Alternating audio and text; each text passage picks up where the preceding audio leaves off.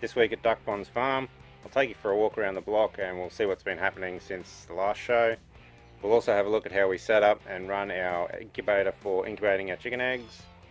And then I'll fire up the Weber and show you how I cook a very easy, very yummy barbecue dessert.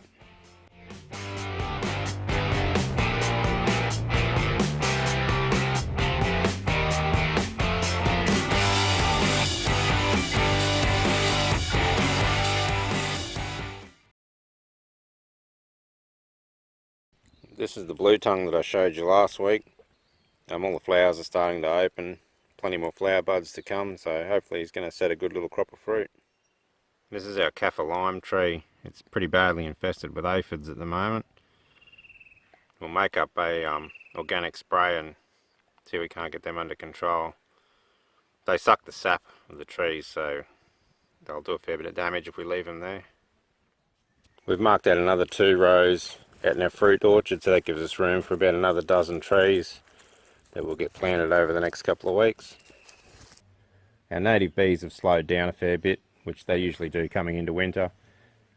Anything under about 20 degrees Celsius and they can't come out and forage, it's just too cold for them. But when we get a nice warm day, as you'll see they're out and about today, but they gear themselves up to basically just survive on what they've got in the hive over winter, and then springtime they'll expand their hive and they'll start making some honey for us. Overall, the veggie garden's not looking too bad at the moment. We really do need to get some of our winter crops in, but we're waiting on the pigs to be moved. That's the next section to be dug up, so we don't really have any room to plant anything else until they move. In the veggie garden there's tomatoes that are almost ready to pick. We're getting a few zucchinis every now and then. And the peas have been flowering and starting to set, so it won't be long we'll get a decent crop off them. The radishes are just about at the end. We've got quite a few off them, but been eating them as fast as we can, but I think we might have planted a few too many at once. The pigs are really starting to grow quick now. I'd say another week and we'll move them out of this little enclosure and we'll move them into their bigger paddock.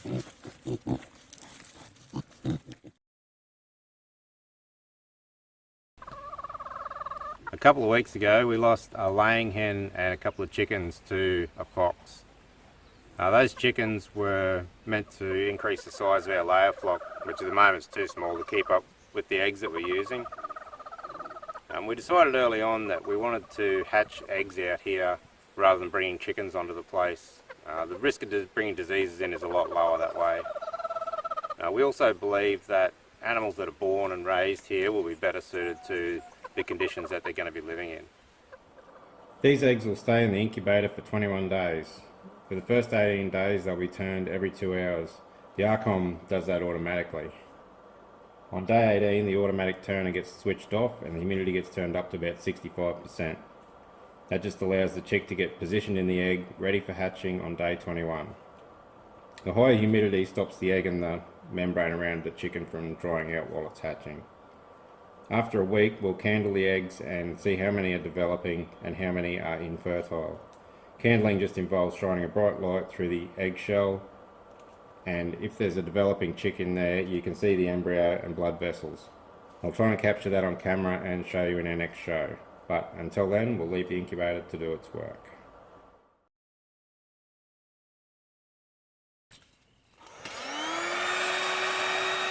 This is a quick and easy dessert that I like to make whenever I finish cooking a roast on the Weber. You can cook this in your kitchen oven as well, but I reckon cooking the pears over charcoal has a lot to do with how good it tastes. All you need is 1 ripe pear for each person, a little bit of butter, some cinnamon, a bit of brown sugar and some sour cream. So you start by peeling all your pears, then you cut them in half and scoop the cores out with a spoon. Then you melt about 30 grams of butter in a saucepan. Add about a teaspoon of cinnamon.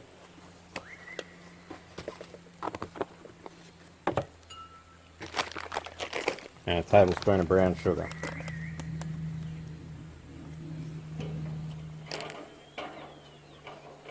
And just mix all them together until it's all dissolved. I've got a little bit of hickory wood on the charcoal, which is what's giving off all that smoke. I'm not actually burning anything.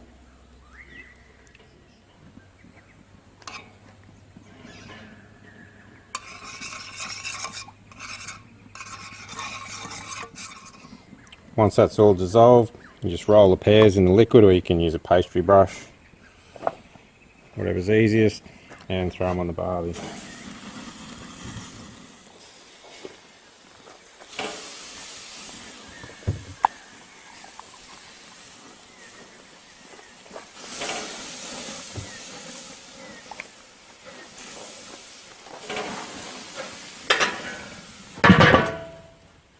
They only take about 3 or 4 minutes per side. While you're waiting for the pears to cook, take about 200 grams of sour cream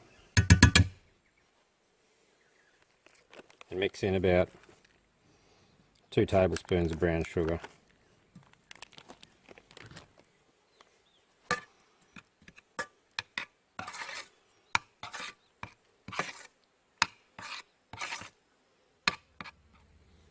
Once the pears are done, just put 2 halves in a plate, a couple of spoonfuls of cream,